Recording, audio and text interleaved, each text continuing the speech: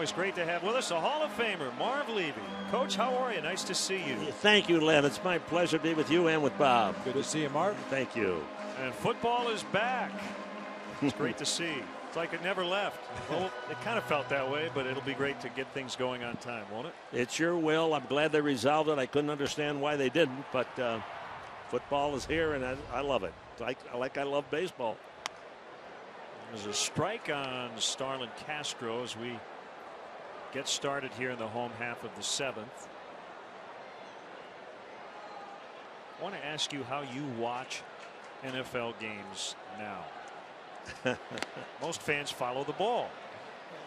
Do you follow the ball? What do you watch? I follow the situation. Okay. What the situation is, I make a guess what I ought to do, what I would do in the similar situation.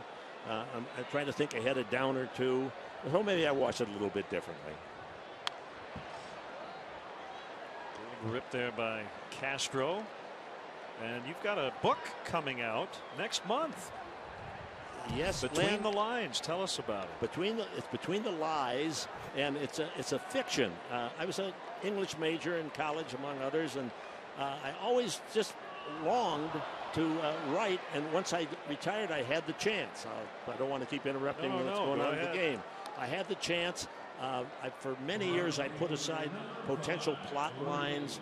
I put aside character studies, interesting things, tried to build suspense where there could be suspense. There's a love story weaved in, there's humor, there's some owner, coach, general manager, behind the scenes relationships which are very revealing, and there's some real characters in the book, to tell you the truth. Between the Lies. Look forward to that. And how was that process for you, Marv? I mean, did you set aside a time each day to sit down and write, or did you write as the mood struck you, or? No, once I retired, Bob, I went back as general manager for a couple of years. Once I retired from that, I was up at 6 in the morning and writing, and I had to pull myself away sometime. It's a hard process, but it was a fun process. And again, wow, it was fun, but it was difficult.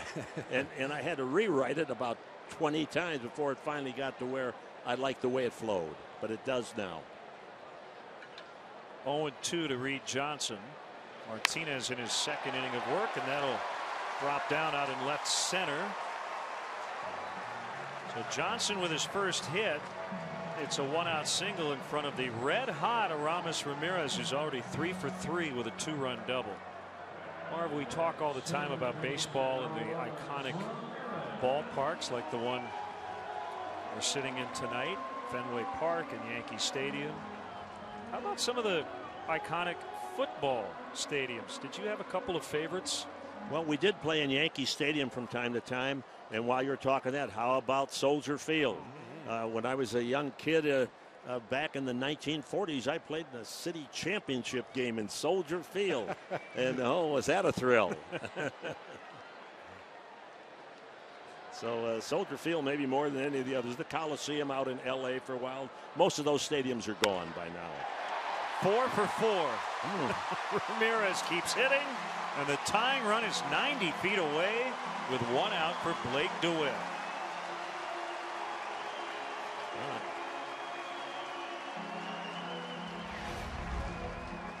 Well, if there's a hotter hitter in baseball, I don't know who it is. Even when he gets jammed, he gets base hits. That time that little tailing fastball got in on the hands of Ramirez just a little bit, but he was strong enough to muscle it into center field for a base hit. So that's going to be it with Blake DeWitt announced.